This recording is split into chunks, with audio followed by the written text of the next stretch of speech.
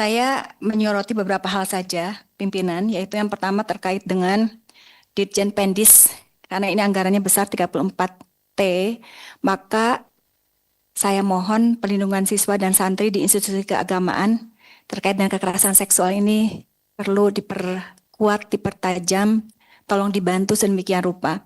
Karena datanya ini dari waktu ke waktu kenapa masih terus muncul begitu.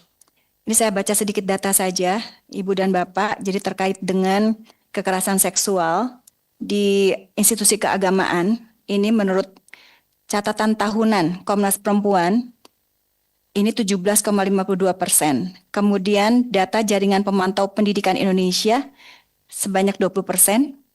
Kemudian temuan Pusat Pengkajian Islam dan Masyarakat PPIM UIN Jakarta mendapati 43.497 santri, 43.497 santri berpotensi rentan terhadap kekerasan seksual. Begitu. Jadi saya kira ini penting sekali untuk dibantu begitu. Bagaimana caranya agar supaya kekerasan seksual ini tidak menggerus kepercayaan publik terhadap lembaga pendidikan Islam gitu ya. Karena ini menunjukkan lemahnya sistem perlindungan serta mekanisme pengaduan yang aman bagi para santri dan juga siswa. Nah, tentu kita mendorong agar supaya Undang-Undang TPKS itu bisa didorong, kemudian implementasi PMA nomor 73 tahun 2022, kemudian juga dorongan dibentuknya Satgas Pencegahan dan Penanganan Kekerasan Seksual, termasuk secara tegas memberikan sanksi kepada lembaga pendidikan keagamaan berasrama maupun lainnya agar tercipta ketidakberulangan dan efek jerak gitu. Yang kedua, apa yang terjadi pada saya tentu bukan menjadi contoh begitu ya, tapi yang terjadi saat ini harus menjadi perhatian bagi kita semua bahwa ternyata terkait dengan angka pernikahan. Ini ternyata terus turun sejak 2013.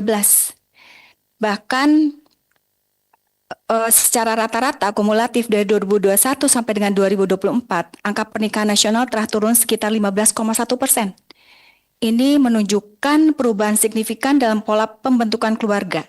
Kita tidak mau seperti Korea Selatan misalkan, Korea Selatan ini turun sebanyak 40%. Kemudian juga Jepang turunnya 21,1%. Cina juga 20%.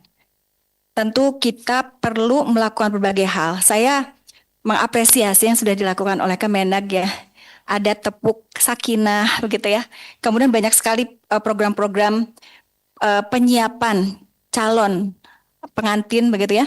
Saya kira ini patut diapresiasi, tapi nampaknya ketahanan keluarga juga menjadi penting supaya betul-betul khususnya anak muda kita mereka memiliki istilahnya pembekalan yang baik begitu terkait dengan bagaimana pentingnya institusi pernikahan ini untuk dioptimalkan seperti itu. Itu saja, terima kasih. Wassalamualaikum warahmatullahi wabarakatuh.